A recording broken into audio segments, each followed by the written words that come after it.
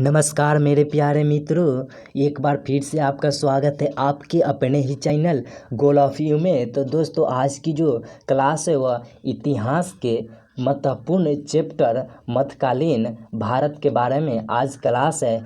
तो चलिए हम मध्यकालीन भारत के बारे में आज हम इस वीडियो में पढ़ेंगे, जो कि इनसे काफ़ी महत्वपूर्ण क्वेश्चन जो है वो आता रहता है। जैसे कि देखिए, भारत पर मुस्लिम आक्रमण, इन सभी के बारे में आज हम इस वीडियो में जानेंगे। तो चलिए हम वीडियो चालू करते हैं। उससे पहले हम आपसे एक छोटा सा रिक्वेस्ट करते हैं कि आप में से जो भी नए हमारे चैनल पे जुड़े हैं उनसे आग्रह करता हूं कि हमारे चैनल को सब्सक्राइब कर ले और बेल आइकन को दबा ले। तो चलिए यहाँ पे आप देखिए, भारत पर मुस्लिम आक्रमण।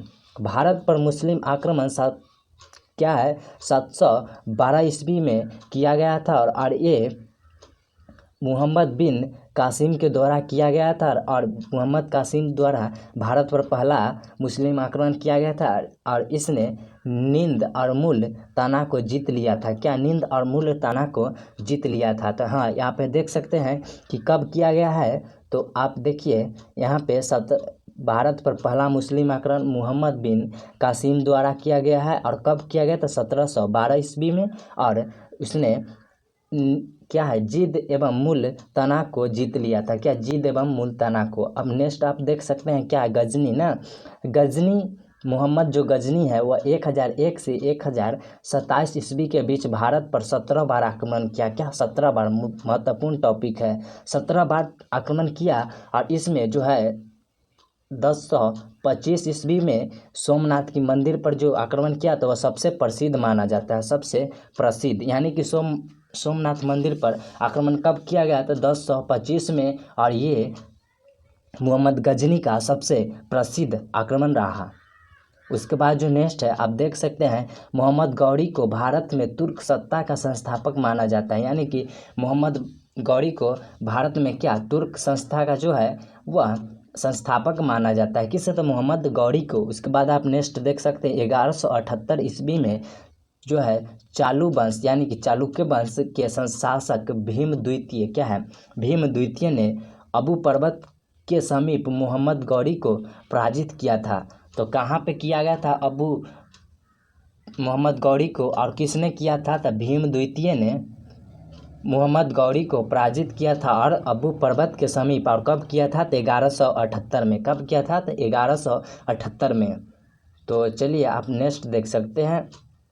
नेक्स्ट 1191 ईस्वी में तराइन के प्रथम युद्ध और किसके बीच हुआ था, तो यह है पृथ्वीराज चौहान और हार्थे जो है वह पृथ्वीराज चौहान हार्थे जो है वह पराजय होने के बाद फिर से दूसरा युद्ध जो हुआ वह 91 में तराइन के दूसरा युद्ध हुआ, जिसमें पृथ्वीराज चौहान को पराजय हुआ।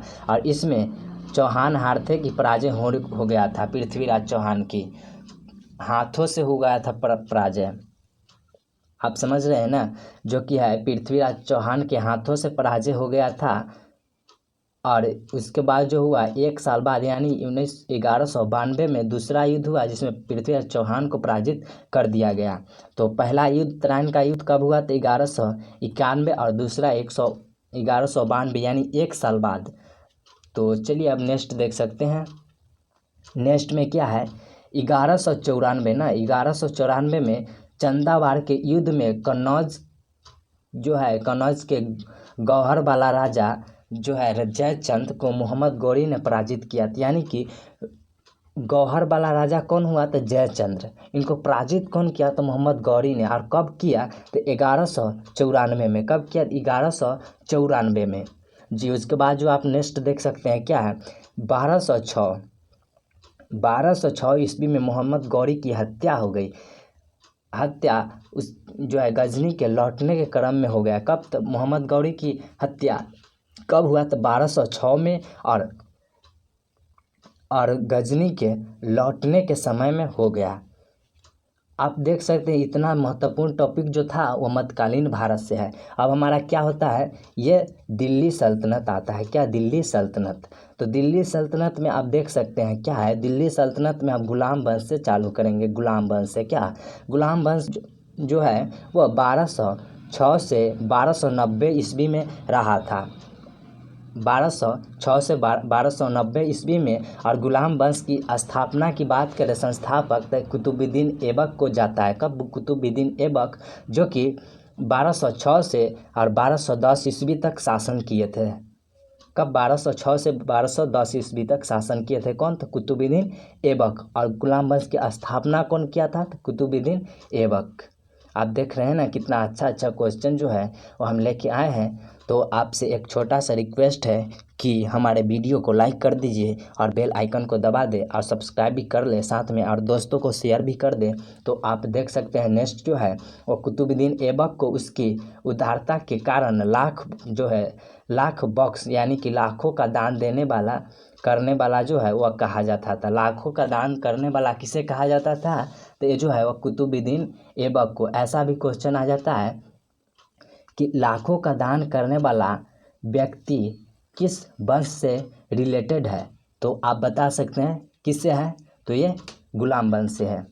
अब नेक्स्ट देख सकते हैं, ए वतन ए ख्वाजा कुतुबुद्दीन बख्तियार काकी को स्मृति में कुतुब मीनार का निर्माण प्रारंभ करवाया। तो कौन करवाया कुतुब मीनार का प्रारंभ? तो ये कुतुबुद्दीन बख्तियार काकी को स्मृति में कुतुब मीनार का बख्तियार निर्माण करवाया था। ठीक, उसके बाद जो नेक्स्ट है आप देख सकते हैं ना, 1210 ईस्वी में चौहान जो कि पोलो खेलते थे, उसकी जो पोलो है उसके खेलते समय मृत्यु हो गई थी। तो क्या खेलते? पोलो खेलते हुए। ये जो है पोलो क्या होता है? तो ये घोड़े पर चढ़ के जो खेला जाता है बॉल को हॉकी की तरह, वही होता है पोलो। तो वही खेलते समय वो घोड़ों से गिर गए थे, घोड़ा से। चौहान जिसे कहते हैं, चौहान की जो होता है पोलो, यानी कि कहीं भी आपको दे देगा कि किस शासक को चौहान खेलते या पोलो खेलते समय जो है मृत्यु हो गई थी। तो ये जो है वह कुतुबुद्दीन ऐबक की मृत्यु हो गई थी। और कब हुआ था? 1210 ईस्वी में। उसके बाद आप देख सकते हैं इल्तुतमिश, जो कि 1210 से 1236 ईस्वी तक रहा, शासन किए थे। इल्तुतमिश ने अपने विरोधी से निपटने के लिए 40 देशों का एक दल बनाया था। 40 देशों का एक बल बनाया था, जिसे क्या कहा जाता है? तुर्कान ए चिलहगनी कहा जाता है। चिलहगन जो है वह कहा जाता है। तो आप देख सकते हैं, बोलेगा क्वेश्चन यहाँ पे बन सकता है कि क्या बन सकता है? आप देख सकते हैं 40 देशों का एक दल बनाने वाला शासक कौन था? तो ये जो है वह इल्तुतमिश था। कौन?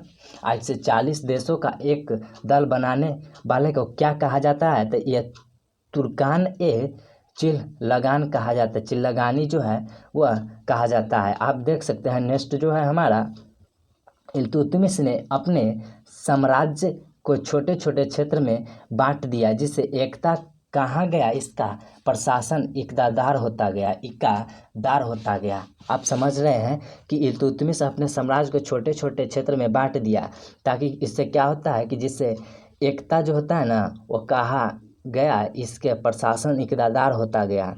आप देख सकते हैं। उसके बाद जो नेक्स्ट है, इल्तुतमिश ने कुतुब मीनार जो है उसको पूरा करवाया। कुतुब मीनार को पूरा करवाया। क्या? कुतुब मीनार को कौन पूरा करवाया? तो इल्तुतमिश ने पूरा करवाया। और कौन जो है वह चालू कौन यानी कि प्रारंभ कौन करवाया था? तो आप देख सकते हैं प्रारंभ जो है वह, तो आप देख सकते हैं क्या है,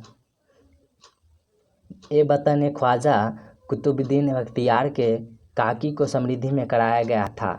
तो आप देख सकते हैं नीचे आप पूरा कौन करवाया? इल्तुतमिश ने करवाया कुतुब मीनार का। आप नेक्स्ट है हमारा क्या है, उसने अपने राजधानी लाहौर से दिल्ली स्थानांतरित किया। तो कौन किया? तो इल्तुतमिश ने किया, दिल्ली से लाहौर स्थानांतरित। और किस वंश का? तो ये जो है वह गुलाम वंश का राजधानी। आप देख सकते हैं नीचे है रजिया सुल्तान। क्या? इल्तुतमिश की बेटी थी रजिया सुल्तान, जो कि 1236 से 1240 से भारत के प्रथम जो है मुस्लिम महिला शासक बनी थी। यानी कि भारत के प्रथम मुस्लिम महिला शासक कौन थी? तो ये रजिया सुल्तान। रजिया सुल्तान की शासन कितने दिनों तक रहा? तो ये जो है 1236 से 1240 यानी 4 साल तक रहा। उसके बाद जो हमारा नेक्स्ट है, रजिया ने पहनावे के पर्दे को त्याग कर दिया। और कुबा जो कि कोटे कहा जाता है तथा कुलाह जो कि टोपी धारण की उसने भंटीडा के प्रशासक अल्तुनिया से निगाह किया। किससे निगाह किया? तो प्रशासन अल्तुनिया से निगाह किया। तो ये कहाँ के प्रशासन थे? तो ये जो है भटिंडा के प्रशासन थे। कहाँ के? तो भटिंडा के प्रशासन थे। उसके बाद जो हमारा नेक्स्ट है वह बलबन के बारे में है। क्या? बलबन की जो शासनकाल रही है वह 1266 से 68 यानी कि 2 साल रहा। ये दिल्ली सल्तनत का प्रथम सुल्तान था। दिल्ली सल्तनत का प्रथम सुल्तान कौन है? तो बलबन है। दिल्ली सल्तनत का प्रथम सुल्तान कौन है? तो बलबन है, जिसने सुल्तान की प्रतिष्ठा की पुनः स्थापना की। जिसने सुल्तान की प्रतिष्ठा की पुनः स्थापना के उद्देश्य से राजस्व संबंधी विचार प्रस्तुत किया।